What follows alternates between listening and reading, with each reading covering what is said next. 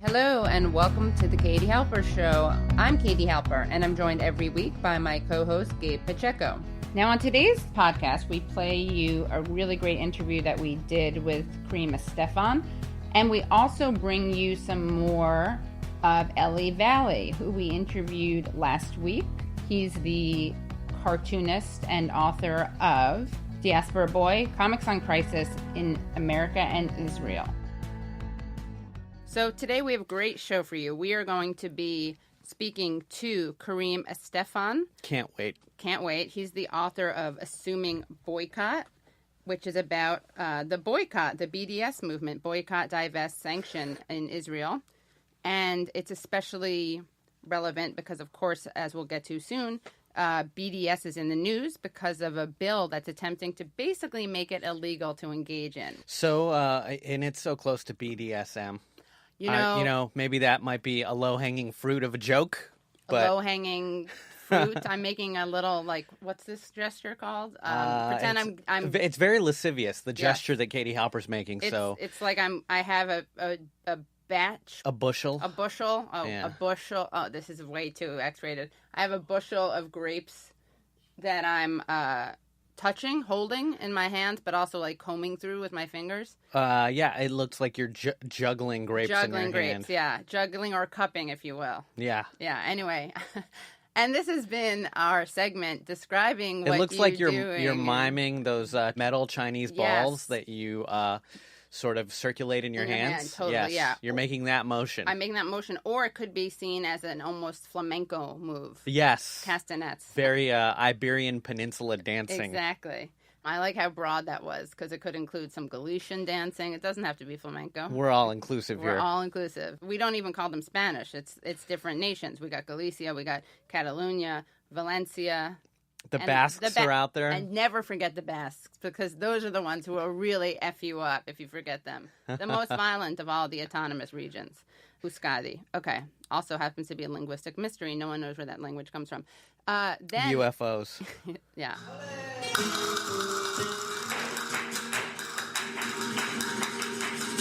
Are you positing that people are confusing BDS with BDSM, and that's why they're trying to pass legislation against it? Are they puritanical more than anti-Palestinian? 100%.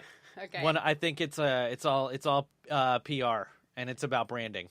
It's about branding. So if BDS came up with a better name, then people wouldn't be thinking that it had anything to do with leather masks. Right. And BDSM is, of course, something sadomasochism. That's right. What does B stand for? Something dumb. I really should look this up. I'm so clean. You really did put me on the spot there. No one wants to admit it. Okay, it is bondage, discipline, sadomasochism. Okay. Bondage, discipline, Thank you. sadomasochism. Thank you so much to Keith. What's your last name? I'll bleep it out. It's Price. You don't have to bleep it out. All right. Keith Price. I don't know what your position on BDS is, but I know that you're pro-knowing and acknowledging. I appreciate your bravery in acknowledging that you know what it stands for.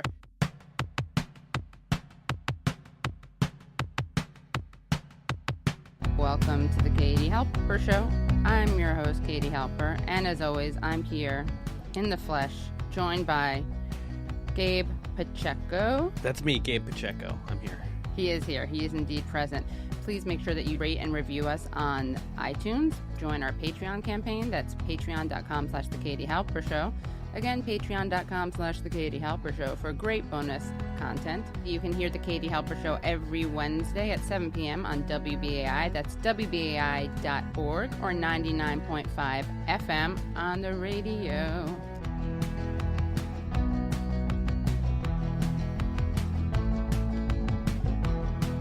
Kareem Estefan is a co-editor of Assuming Boycott, Resistance, Agency, and Cultural Production, which was just released from Or Books. The book is a powerful compilation of scholarship and thought about the tactic of the boycott from South Africa to Israel and the new politics and culture it inspires. Kareem has published in Art in America, Bomb, and a host of other journals, focusing on the interplay of artistic production and political and social issues. When he is not organizing the panels that produce the thinking and writing in Assuming Boycott, he's working towards his PhD at Brown in the Department of Modern Culture and Media. Welcome, soon-to-be Professor Kareem Estefan. Thanks so much for having me, Katie. Yeah, thanks for coming on. What is your position on BDS, boycott, divest, sanctions? And do you remember when you first heard of it? I do. So this is my personal position, I should clarify, rather than the book, since the book is an anthology of essays by people from varying perspectives, although certainly the majority of them support BDS. But for me, I am Palestinian of origin. My mom's mom and my mom's father, who's no longer alive, were displaced from Jerusalem in 1948. And since I was a college student, I had been involved in Students for Justice in Palestine, but it was really in 2012 when actually the organization that I was working for, a nonprofit public art organization called Creative Time, hosted a conference in which there was an Israeli art organization basically Skyping in the conference, that I became aware of BDS. And, there were a lot of debates following that among the arts community. I won't go into all of it, but it was about 5 years ago. And since then, I've really become more actively involved in BDS as a writer, as an activist, as an editor. And I should say a few things about it that makes it stand out. So it was launched in 2005 by a coalition of Palestinian civil society organizations. And of course, it's a nonviolent campaign. And, Israel for so long has been saying, and its supporters have been saying, why do they have to fight back with violence? If only they had their own Gandhi, that kind of thing. And this is a nonviolent campaign with three clear demands: an end to the military occupation of Arab lands, full equality for Palestinian citizens of Israel, and the right of Palestinian refugees to return to their homelands. And one thing that's really important to note about these demands is that they represent a political platform that can unite a Palestinian population that Israel itself has fragmented and displaced over the last 70 years. So there are refugees in and outside Israel's borders, residents of Gaza and the West Bank, East Jerusalem residents, and also Palestinians around the world. One of the things that's really interesting that gets explored in the book is how, of course, these demands find uneven support. Most liberals and basically, every government in the world is against the 50-year military occupation. But for a lot of these people, the right of return, which is actually enshrined in United Nations law, is much more controversial because it would potentially apply to around 7 million Palestinian refugees and basically transform Israel's own definition of itself as a Jewish state. But nonetheless, this is a basic, human right. Palestinians have remained a huge refugee population, denied access to their homes, often finding their families split, unable to visit people that they were formerly living with. And BDS is the way to unite this fragmented population and get them to isolate Israel for all of this. So can you talk a little bit about the book? So our book is an anthology of essays by artists, activists, and scholars, and it started with a series of seminars organized at the Vera List Center for Art and Politics at the New School. And that was with my co-editors, Laura Rajkovic, who's the president of the Queens Museum, and Karen Twoney, who directs the Vera List Center. And it's important to say it talks about, examples of boycotts, both historic and contemporary, and not only South Africa and Israel, which we've mostly been discussing, to focus on especially cultural boycotts and boycott campaigns organized by artists. And there's a long history of artists organizing against racism, sexism, war, for labor rights, for human rights, boycotting cultural institutions. But we focus especially on the last few years, where I think because of a number of factors, but especially the really inspiring uprisings from Cairo to New York in 2011, the rise of social media and online organizing, and also the fact that contemporary art discourse has begun to, center conversations about politics, the number of artist-led boycotts has taken off. And this also, goes in the face of people who say, why only focus on Israel? Because many of the same artists who support BDS are also supporting many other boycotts and forms of kind of collective withdrawal. So there's an artist collective called Gulf Labor that has prevented the Guggenheim Museum from collecting their own works in protest of the new branch it's building in Abu Dhabi. And that, that building it's being built by migrant workers who are forced to work off exorbitant debts for wages much lower than those they were promised, and often after having their passports stolen and facing violent repression for even organizing against these conditions.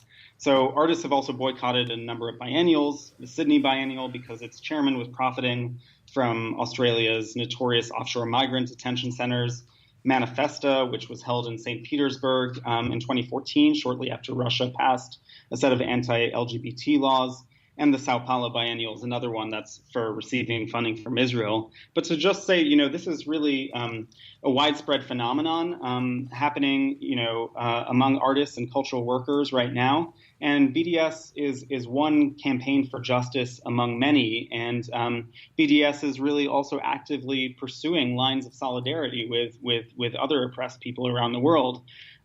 So our book is really an attempt to answer some of these tactical questions, historic questions, questions about the meaning of censorship, dissent, and also of transnational activism very broadly and cultural activism broadly. We bring those together through some of these debates around BDS in South Africa, but also many other campaigns. Do you think that part of the opposition to it is that it has the potential to be so successful? I do think so. And I think that the opposition has really grown in the last 5 years or so as it has, made a lot of inroads in terms of academic associations choosing to embrace the academic boycott. Churches and religious organizations that are choosing to divest from companies that invest in Israel's occupation. Generally, the tide is turning against Israel as it's embraced farther and farther right policies. For example, there was a Pew Research poll last year that showed the Democrats who identify as liberal sympathize more with Palestine than with Israel, and that's for the first time ever. So Israel knows that it is being perceived increasingly as simply an occupying force that uses disproportionate violence whenever it faces any kind of opposition or resistance from Palestinians.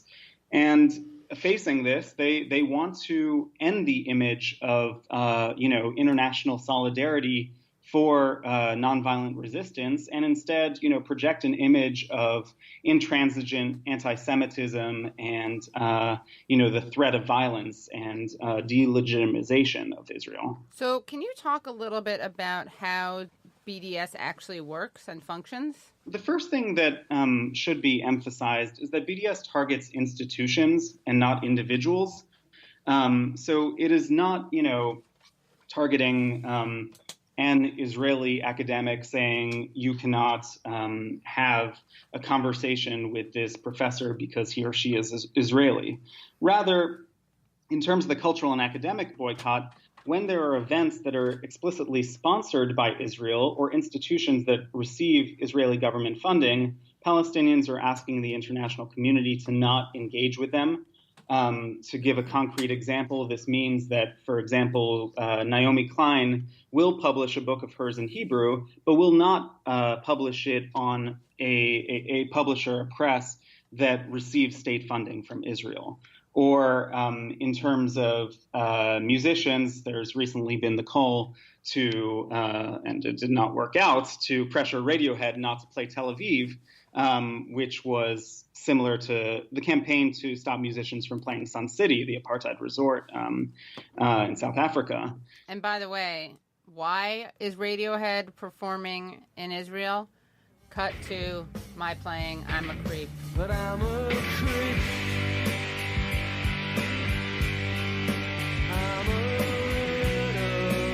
What the hell am I doing here? What the hell am I doing here? Right? I mean, I'm just saying, it works pretty well. I don't belong here.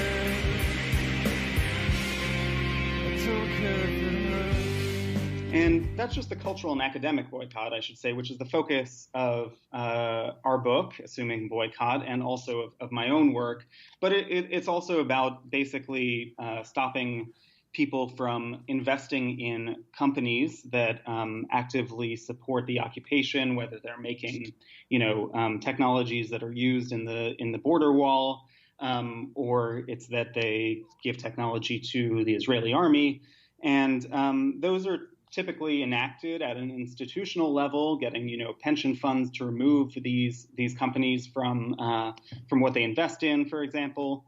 And then there's also, theoretically sanctions as a threat against Israel. But of course, we're far from that. Today, the United States gives $3.8 billion of military aid to Israel every year, far from sanctioning it for its violations of international law. What's the ultimate goal? So the goal is to isolate Israel on the world stage, and ultimately to basically form a transnational movement that can be strong enough to really enact change where governments have failed to and where international bodies have failed to.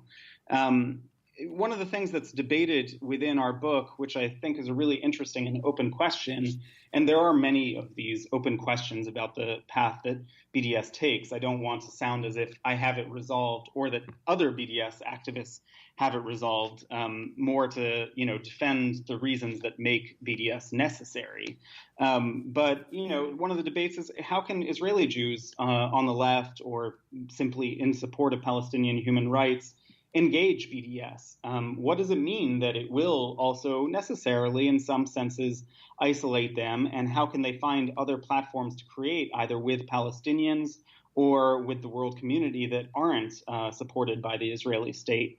I think that there's a short-term goal of isolation of Israel, publicity of Palestinian demands, and blockage of some of the most, repellent sort of complicities between companies and the Israeli government.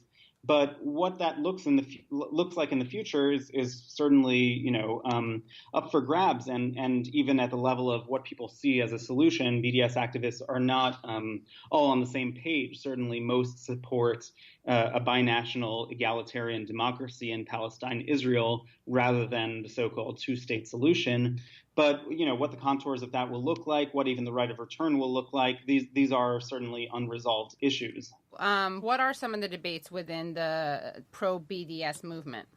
So some of the debates, for example, are whether it does enough, in a sense, for people on the ground, I should say, both Palestinians and Israelis, in the sense that it is a largely international facing movement.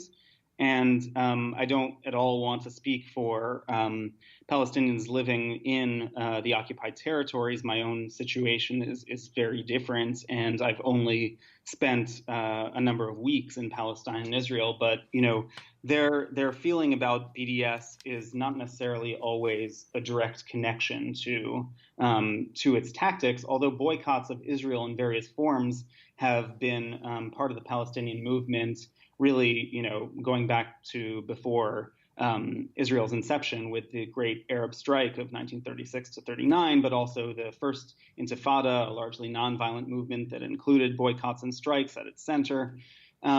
So there are questions about how it connects to the people living on the ground, including also Israeli Jews who sort of, they do have, for example, a lot of state support for art and film that, at least until recently, with the coming of a cultural minister as far right as someone like Miri Regev, were supported even if they were critical of Israel. And, there are debates that are real and important about what you do when you really get, close in terms of proximity, when you're not in the United States, which does not have, a robust media discussion around Israel and Palestine, and instead sort of reflexively supports Israel to the tune of several $1 billion a year. But when you're, living in, Jaffa or Haifa, and you want to make critical culture together with Palestinians, what do you do? And so, our contributors to the BDS section are largely a combination of Israeli Jews and Palestinians living there and abroad. And I think that basically there are a lot of conversations about how this the function of stopping complicitous relationships can end up opening new forms of co-resistance. So BDS's platform speaks very eloquently about the difference between coexistence, as it's often presented, and co-resistance. And, I think we're all trying to figure out exactly what, in the current climate, collaborative resistance looks like. So here's a question I always think about. You, for example, you're an academic, right? You're going to be a professor. Correct me if I'm wrong, but part of BDS is that if an Israeli academic or producer of culture wants to come to a country that's recognizing BDS, right? Or an institution, I should say, that's recognizing BDS, they have to pay their own way. They can't be sponsored financially by the institution with which they're associated or affiliated.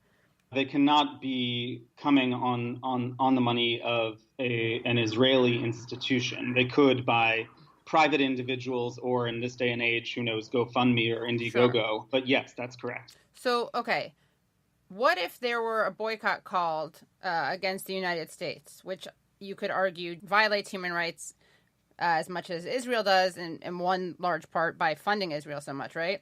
How do you think American academics would respond to that? Do you think they would be in solidarity, most of them? Or I should say the ones who are recognizing or calling for or supporting BDS here against Israel? I think some would, but I don't think necessarily the same people would. I mean, there are some significant differences. One, I just want to say a boycott is a tactical move. It's a strategic move. It's not a moral position. And so whether one embraces a boycott is largely whether one thinks in a given context it will be effective. Right. And sure. The many differences between Israel and the United States in terms of, size, position in the world, what precisely one would be protesting against, et cetera, might lead many to think that would not be effective. But I think above all, the difference would be that, it would depend if, for example, indigenous Americans or African Americans, those who have suffered the violence of the United States empire in most fully, whether they called for a boycott of the United States.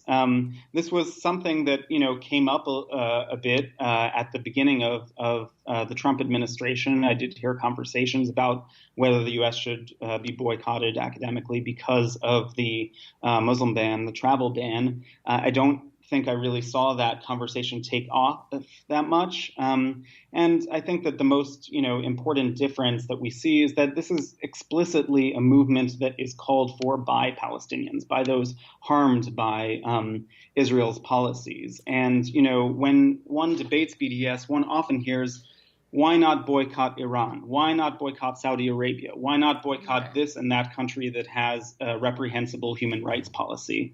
And, there are clear answers to some of those. Iran is being sanctioned by our government. There's no analogy when you have official sanction on a country versus, near ubiquitous support from both political parties. Sure.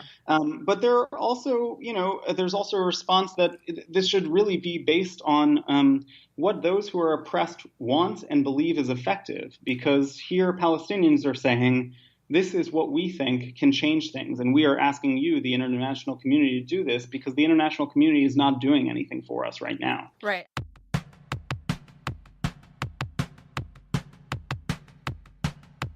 To hear the rest of our interview with Kareem Estefan, make sure that you become Patreon supporters. That's at patreon.com/The Katie Halper Show. Again, that's patreon.com/The Katie Halper Show.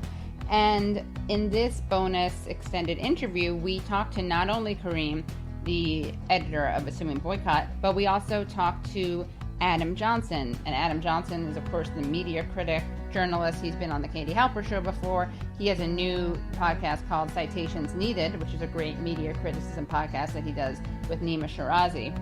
And Adam helped make that conversation even more interesting. So you're definitely going to want to become Patreon supporters to access that. Patreon.com/The Katie Halper Show. And we also bring you some more of Eli Valley, who we interviewed last week. He's the cartoonist and author of Diaspora Boy, Comics on Crisis in America and Israel. So here is Eli speaking at a reading that he did for his book at McNally Jackson. I think you're going to really find it really interesting. And there's me. Actually, you know what? Holly was Jewish too, okay? I know it's ridiculous to be counting to even care, but that's how I felt when my father would ask, very nonchalantly, what people's last names were, what their mother's maiden names were, what town in Poland their grandparents came from. Made me feel like I was hiding, not from my classmates, but from my father, lest he know that I was assimilating. I felt just like Anne Frank. No, I didn't. And I'm sorry, I know the Holocaust, you can't do it anymore. But the Holocaust is relevant, actually, because the reason for my father's panic was the concern that the Jews were dying out. And we needed to recreate what the Nazis had destroyed. I remember learning at a young age, too young of an age to be learning these things, that all my sperm was precious because it contained enough cells to make up for all the lives lost in the Holocaust. I don't remember the science. I don't know if it was per ejaculation or a week of masturbation or what, but you can imagine the pressure this put on me. Not to mention the ways I started thinking about sex. Anyway, I admit the joke was funnier when there weren't Nazis on the march in America. But we'll get to that, trust me. First, though, I want to talk about my mom, because public psychotherapy is pretty healthy and cheap. I never really understood or experienced the Jewish mother stereotype, because my mom is nothing like it. In fact, if my dad was both reverent and controlling, my mom was sort of the opposite. Visiting my father, these are the books I would see. Sermons for the 70s. Sermons the year round. Best Jewish sermons of 5719 to 5720. A personal favorite, I have to say. Best Jewish sermons of 5725 to 5726. Not such a good year for sermons, it turns out. Coming back to my mom's, these are the books I would see. The Joy of Sex and Not on a High Shelf. Collected Letters of Van Gogh. My father would give me gifts like this. And my mom would give me gifts like this, which apparently is a dildo, I think, from a trip to Jamaica. Thank you, Mom. She went there with her African-American boyfriend, whom she met in jail as his caseworker. It's a long story, but I feel like it's of multi-ethnic cred. And I wanted to get a photo of them together to show you, so you'd be, because it's such a multi-ethnic crowd here, that you'd be impressed. Unfortunately, their breakup was acrimonious, and she destroyed all photos of them, so I had nothing. So it's like going to Photoshop her with somebody at home, but I figured that was dishonest, so I got her to say it into a tape recorder. Thank you. By the way, I did this presentation once in Israel, and going through customs, everything was fine, and I played this thing, and her voice was completely distorted and destroyed, and I'm convinced the Mossad is fucking with my mom, And then I had her do it again. She's like, how many times do I need to say this in a tape recorder? Anyway, back to my family tree. This is my dad standing Dirty Harry style in front of the synagogue after it was defaced by a swastika. This is my mom after feeding us peyote, teaching us kumbaya. But my mom was not always like that. In fact, when they were married, they were both balei shuvah, which I don't know if there's any Hebrew speakers here, but that basically means borderline psychotic. It literally means born-again Jew, let's just say, born-again Jew. Here she is at a synagogue sisterhood brunch, the Rebbe sitting in the newspaper next to Mary Tyler Moore. That one's my mom, that one's like Mary Tyler Moore. The difference is my dad stayed with it and my mom didn't, partly because being a rabbi's wife was too constraining. Of course, the irony or paradox is that the obsession with continuity destroyed the marriage. But whatever, I'm over it. I don't pity myself. I don't Photoshop my parents into old magazines because that would be a sign of mental illness. Anyway, my mom left, she left it all, and apparently became a government spy. After the divorce, they went their separate ways. My dad continued his religious life. Here he is organizing services on the Long Island Railroad, which is real. It actually happened. And my mom became a social worker working with underprivileged kids in Albany. And that's how she met her boyfriend. Long story. We don't have time to get into it, though. So in some ways, I was caught between the two, with these very different backgrounds competing for my attention, and if you don't mind the melodrama, my soul. You can see my mom was really happy at this family reunion.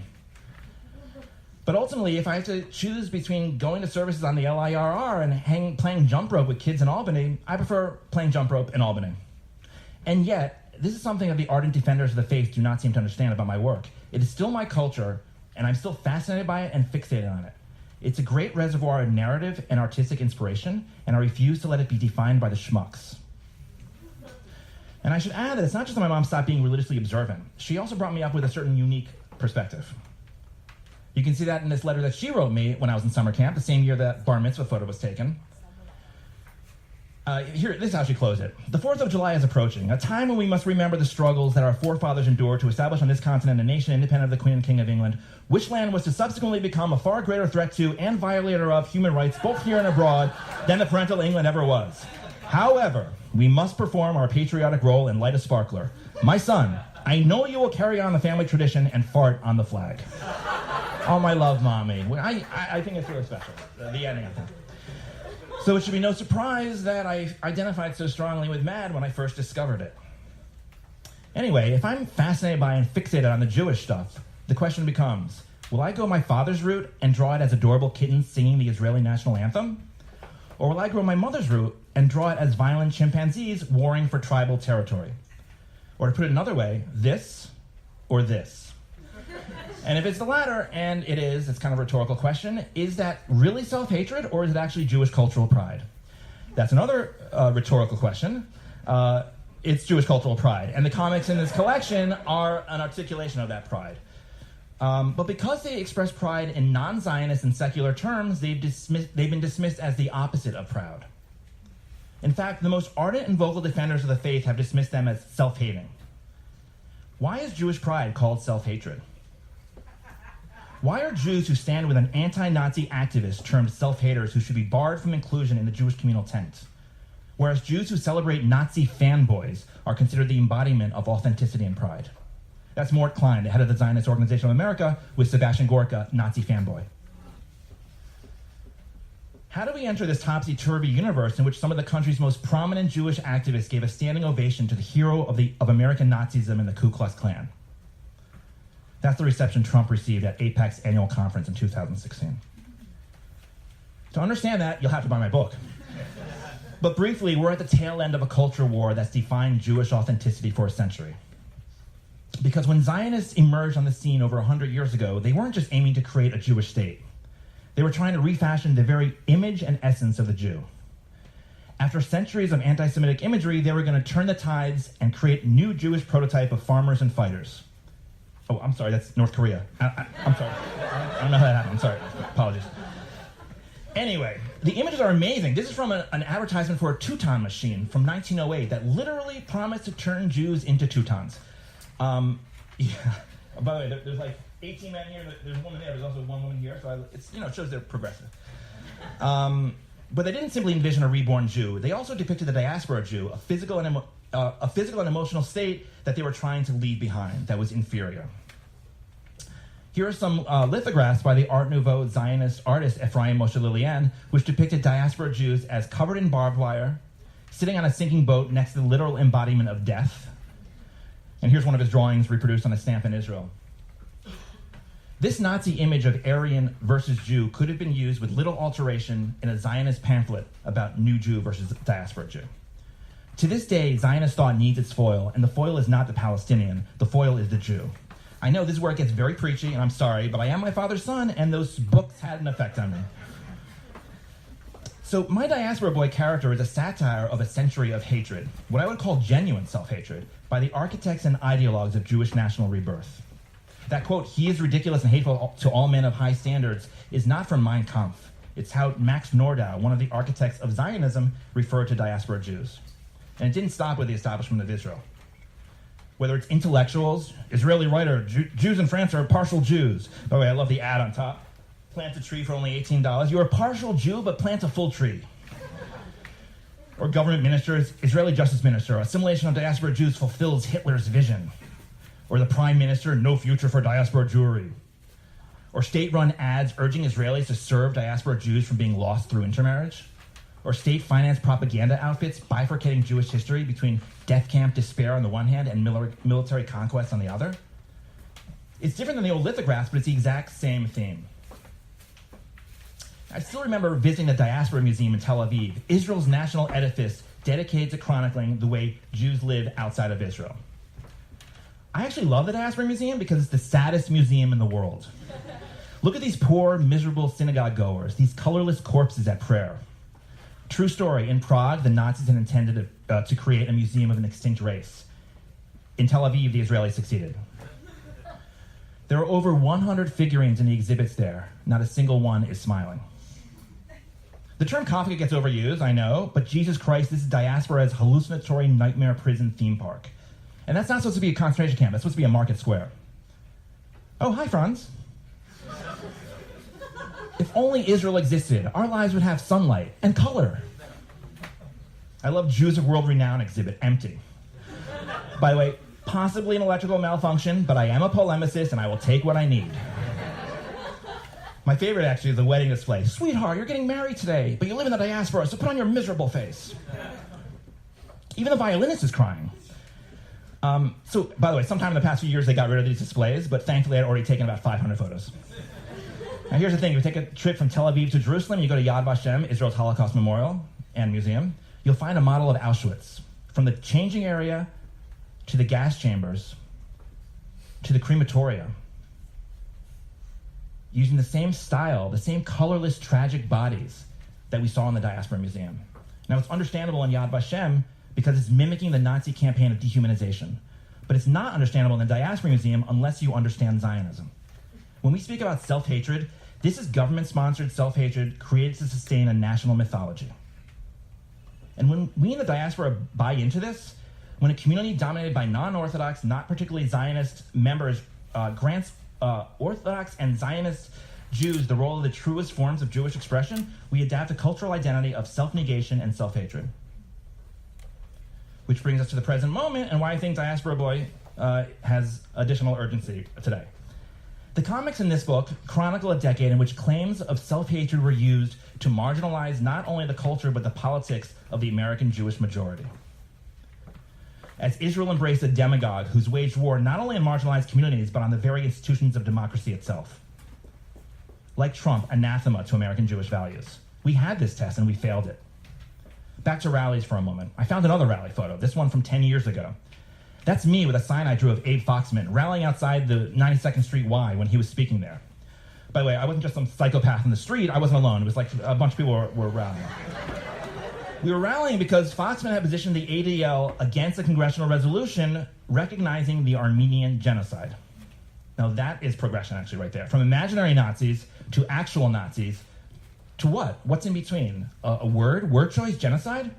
And I know it sounds bougie when sandwiched by Nazis to be arguing about words, but the reason for Foxman's genocide denial was Israel's relationship with Turkey. And it was in those years, the years chronicled in my book, that our community was twisting its values so much that it lost the ability to recognize genocide. So we shouldn't be surprised by where we are now. Here's a more recent example of the twist. In 2015, when Netanyahu coasted to re-election by spewing hatred against Palestinians, the average American Jew was mortified.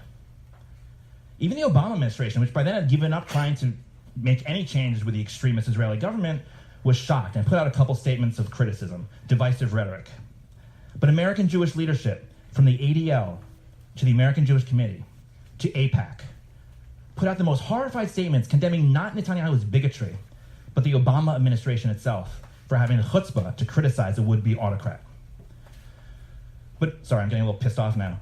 I'm gonna try and take it down a notch so I don't have a heart attack up here. But normalization of Netanyahu is only one piece of the machinery that brought us here. Because we've learned that Diaspora Boy must defer to Israel man in all arenas, even at the expense of our very existence. As Trump offers neo-Nazis muted criticism, Netanyahu is largely silent. Because you can't go much further in the satirical universe of my comics than Israel man normalizing Nazism in the diaspora. Israeli minister, preserving ties with Trump bigger priority than denouncing neo-Nazis. What's happening today is the belated punchline Jews. And got a lovely mazel tov from AIPAC. But if you're an actual Nazi sympathizer, you're kosher. As long as your Islamophobia exceeds your Jew hatred and you support an expansionist Israel. That's the head of the Zionist Organization of America celebrating Gorka.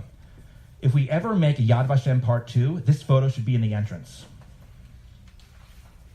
We have to be clear, these leaders are endangering not only Palestinians, not only marginalized communities, they're endangering us. And we let them because we bought into the Diaspora Boy paradigm. And look at this gift I got just last night. It's really sweet. It's as if this Nazi heard that I was preparing my presentation. He's like, oh yeah, I want to give him an extra little, a little clip to use. Nazi condemns Jews for betraying Israel. This is the end of satire right here. Anyway, we become so accustomed to equating anti-Semitism with criticism of Israel that we are unable to see the real deal when it takes over the country. And we've spent so many years allying with the most dangerous flames of fascism in Israel, and we've ostracized members of our own community who have stood up to those flames. Now that those flames are here, they're lapping at our feet, and we're like, what the hell is going on? And I want to emphasize, it's easy to have clarity after Charlottesville. There's no ambiguity to men shouting, Jews will not replace us. Charlottesville made the subtext the text. But we knew who Trump was, and we knew what he was doing long before he entered the presidential race. The fact that white Jews were not on the immediate target list was no excuse for silence on an individual or an organizational level. This is from a post-election comic when Nazi analogies actually are mandatory now, in my opinion. Publishing lists of crimes like the Nazis did. Here are Muslim refugees fleeing the US for Canada, which is not satire, it's actually happening today. Or a woman being carried off by ICE. Hush, sweetheart, and be careful with your analogies, lest you cheapen the sanctity of the Shoah. Just to be clear, if our history and collective memory is only used as blinders when similar horrors start befalling other peoples, then our history is worthless. By the way, I think at some level, the Jewish right knows they fucked up, and they're never going to admit it, but like it's happening like on some level. And I know it's because I have a comics email list, which maybe a couple of you are on. It's a dreaded list, and I apologize for adding you to it. I try only to do it when people want it at this point. But back in the day, I would add people, willy-nilly, so to speak. And one time, some guy, sent me an email, and he had CC'd when he went to BCC, and it was like every single right-winger in the universe, and I couldn't help but just take him. And it was probably wrong. They never replied, and I always assumed they just filtered me into non-existence. Until now. Now they're suddenly replying. Now, with the Nazi comics, they're replying. That's when they suddenly asked to be removed from the list. Like this, for instance. That's Mort Klein again, and the head of the Republican Jewish Coalition, both of whom had gone after Keith Ellison while supporting Donald Trump. It's a little Hanukkah card. The American Jewish right reacts to Keith Ellison lighting Hanukkah candles with constituents. Goddamn anti-Semites while they're giving hand jobs to Ku Klux Klan members. And suddenly I'm getting replies. Marty Paris, get me the fuck off your foul list. What? He never said anything before. Or this comic, just after the election, featuring Sheldon Adelson, who had donated millions to Trump's campaign, knowing how vile he is. Brett Stevens. Grotesque. And then me, because I'm an asshole, I play dumb. Horrifying, in fact. This is me. We are living in a nightmare. I'm glad the comic stirred you, and I hope you'll do whatever you can to oppose what is happening. Sorry for the sanctimony, but anyway, he misunderstood. You don't get it. I think your cartoon is grotesque. Thanks, Brett. Thanks, I appreciate it. Nobody wants to exterminate I don't know if he talks like this, by the way, but whatever. Nobody wants to exterminate the Palestinians. Depicting Sheldon Adelson the way Der Sturmer used to caricature evil Jews is wretched, whatever you think of the man or his politics. You need to take a hard look at yourself and your easy assumptions. Okay, Brett. I replied, Brett, I was kidding. I know you don't like this sort of satire, although it's possible you don't understand any sort of satire. And I know you reflexively equate dissent from Likud extremism with anti-Semitism. And then, because I'm immature, not proud of this, I threw his last line back at him. You need to take a hard look at yourself and your easy assumptions. No response. Then this one depicting Jared Kushner as a Nazi. We got Alan Dershowitz, who've been defending... Yeah. Oh. Are you proud of me? I mean, let him know. Alan Dershowitz, who'd been defending Trump and even advising him on his Muslim ban, thought this was disgusting. I tried to be gracious and, kind of felt bad he was leaving, actually, He was like the silent guy who was always on my list. And then he replied with this: Nazi symbols should be reserved for Nazis and not for the grandson of Holocaust survivors. Which was odd, since Dershowitz himself compared Richard Goldstone to Joseph Mengele after Goldstone chronicled Israel's and Hamas's human rights war crimes, actually, during the Gaza War of 2009. Anyway, my point here is, I'm not a Freudian, but I think this shows that they realized after the election that having insisted on blind allegiance to Israel's extremism might have helped lead our community here. And I want to emphasize, even after Charlottesville, Jews are not on the verge of losing our rights. But debate around opposing a bigoted demagogue should not start and end with, will that bigoted demagogue round up my own family? Which is why it's astonishing that even after Charlottesville, after American Jews were experiencing unprecedented alarm, fear, and panic, the Zionist Organization of America again invited America's normalizer of neo-Nazis to its annual dinner. And the head of the Jewish Council for Public Affairs warned local affiliates not to call for the firing of white supremacists and Nazi sympathizers because wealthy donors, i.e. Israel hawks, would be angry. They were concerned Jews would be angry Nazis were fired. And you want to know the definition of chutzpah? They were simultaneously raising money off the fear of Nazis. Meanwhile, the New York Times, an Israeli intellectual, and I'm using that term loosely, used Charlottesville to retread Israel Man Diaspora Boy as if he were trying to sell my books for me. This is Daniel Gordis. He actually quoted Max Nordau, who's the basis of so many of these Diaspora Boy quotes, and he quoted him approvingly. Max Nordau, a Zionist ideologue and contemporary of Theodor Herzl, wrote about the need for Muskeljuden, or muscular Jews, who would put victimhood behind them. This is from Max Nordau. The diaspora Jew is ridiculous and hateful to all men of high standards. Anyway, I'm going to try and move on a little bit. We're in a state of emergency in America, but we're also in a state of emergency as Jews, The silencing of diaspora Jews, or more precisely, the silencing of the secular, not particularly nationalist majority, has helped pave the way to today. And it's why so many of our organizations have been silent, complicit, or grappling with how to respond. We have to stop allowing people who side with Nazis define Jewish authenticity for us. And I'm going to end with this comment from my book. It's from 2015, We Thought We Were Free. It's when Netanyahu made his end run around Obama to deliver an address to Congress to try to scuttle diplomacy with Iran. American Jews were largely horrified by this. He claimed to be representing us. He did not represent us, or most of us. We thought, it's only 4 panels. We thought, it's 25 panels. It's 4. We thought we were safe here. We knew it. Land of the free, it resonated. In this country, we could be ourselves, and we could build lives without looking over our shoulders. Ethnic intolerance, racial prejudice, nationalist hysteria, we faced it all wherever we lived. But not here, not anymore. It couldn't happen here. But just when we gotten comfortable, we learned of an ugliness heading our way. The government opening its doors to the very incitement we thought was a thing of the past. We had thought we were safe, free from xenophobia, free from demagoguery, but we'd taken it all for granted. On that day, we knew, no matter how safe we think we are, we might never really be free. And at the end, it's not a demagogue here, but Netanyahu on the television. The twist of the comic is that the danger of diaspora Jews is not diaspora, but the leader from Zion who claims to be our leader too. A man who represents all the forces we've come to abhor in our modern experience. But substitute Netanyahu for Trump or Trump for Netanyahu at the end, and it's no longer satire. It's literal. It's what's happening now. It's what we're experiencing. But we knew this was coming. We laid the foundation. We deferred to our demagogues because Diaspora Boy must not speak out. But it's time to speak out. It's time to stop allowing people who have leapt into bed with Nazis to define Judaism for us. It's time to recognize the diaspora experience as the cornerstone of our Jewish lives, and it's time to excommunicate the fascists. This book is a new articulation of Jewish pride, away from Zionist self-hatred, away from Netanyahu, and away from Trump. And I hope it helps us begin to chart a path away from the current nightmare. Thank you.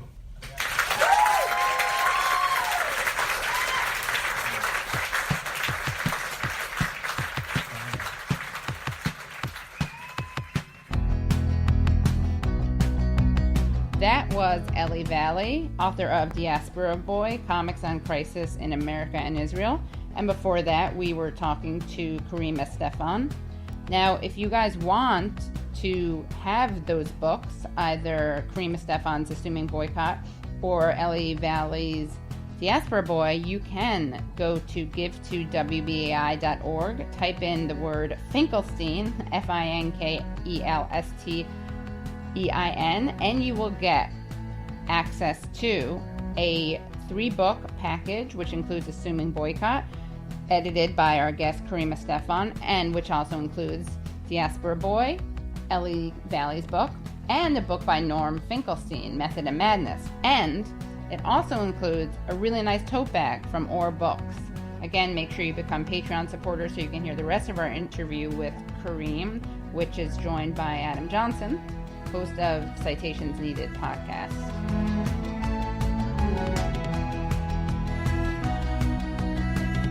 The Katie Halper Show is produced by Florence Burrow Adams with help from Joshua Bregman. Our theme song is by The Ballet. You can follow me on Twitter at KTHelps. That's the letter K, the letter T, HALPS, and Gabe at Gabe_Pacheco. Use the hashtag KTHelpShow. That's letter K, letter T, HALPSHOW. If you want to reach out to us or tweet about us, rate and review us on iTunes. Like our Facebook page, which is just the Katie Halper Show. Thanks so much for listening to the Katie Halper Show.